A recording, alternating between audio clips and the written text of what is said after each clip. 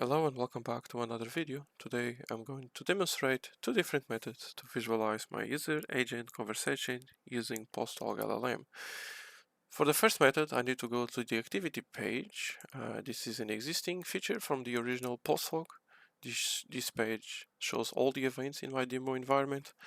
I have multiple events, but I want to select the LLM task for the last 90 days. So the LLM task represents an interaction, one interaction only, between a user and an agent. So I have, let's open up this one. I have the input from the user and the output from the model. So if I want to see the full conversation where this task belongs to, I will need to select the session ID property, which is here. And this is how the LLM tasks are linked in my case. So a conversation is basically a sequence of tasks that are linked by this session, by the session ID. So we'll copy this session ID and use the filter to visualize the full dialog. So I want to look up for the session ID equals this one, and also I want to change table appearance. So I'll delete a few columns here, and I want to add the LLM input and also the LLM output. Hit save. Let's sort this. And here, as you can see, I'm now able to visualize the conversation. I have all the tasks for this session, but this is very messy and not very visually appealing, and also there is no formatting or markdown.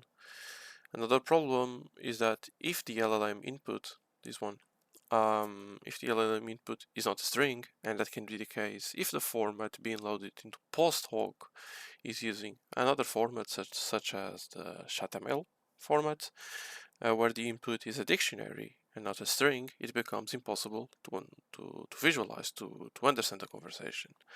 Now, a much better and convenient approach is to visualize the dialogues when doing product analysis. I'm going over to product analysis page and see a few examples of user agent conversations. So I will select here the LLM task for the last 90 days and group these by month, why not? And let's see for the March. Let's see here the first user, and I have here the LLM events tab, which is where the conversations are saved. So this user has 10 sessions. Let's open up this one. And here I have the input, the user input, and also the model output with proper markdown. And at the top I have the timestamp, and you can also see some properties like the dialogue, act, or the user emotion. Only the properties that start with the user underscore or agent underscore are shown here. And it seems this conversation is about coding. Let's try to visualize something more interesting. I can use, for example, the flow label property. This property detects common dialog patterns in user and agent texts.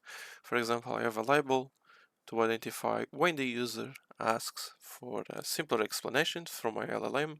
Let me show you an example. So I will use the filter here, and I will look for user flow for the user text, and I want equals simpler. User wants a simpler explanation. Let's group this by week. For example, here,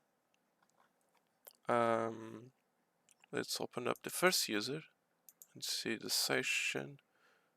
So it seems that I have a conversation that is all about explaining concepts like a 5-year-old. And here I have the label and another label as well here. So let's see another property. I have another one for the user text where I can spot, for example, dialogues where the user is suspicious or doesn't trust the LLM answer. Let's see another example. Let's change this to month, and here I want to use user doubts answer. Let's select this one,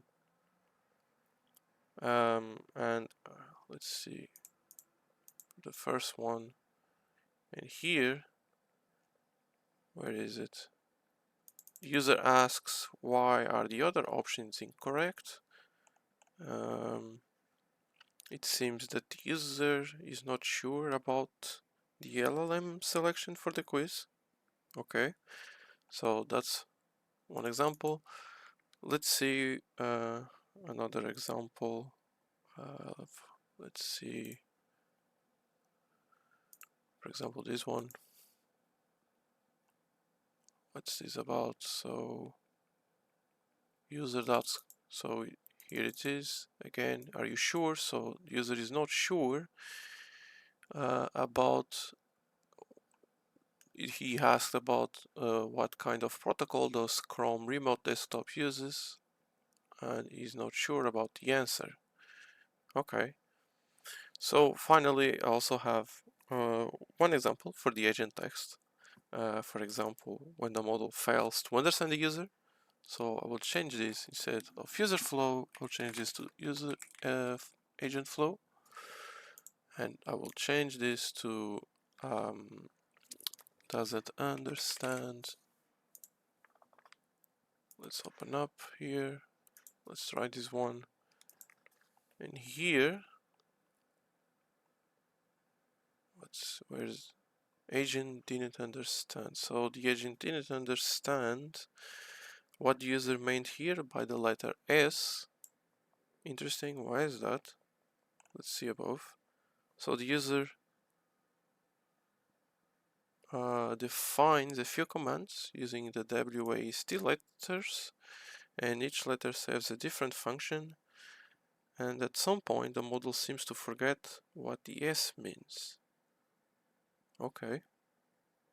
So these are a few examples where I can visualize the dialogues with properties when doing product analysis to better understand my user agent interactions and get more insights.